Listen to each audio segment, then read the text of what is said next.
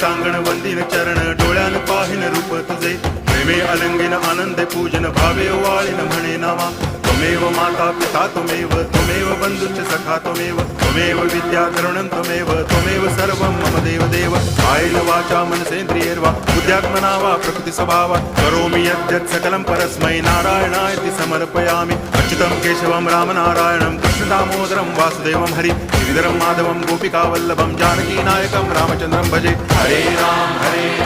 Ram Ram Hare Hare Hare Krishna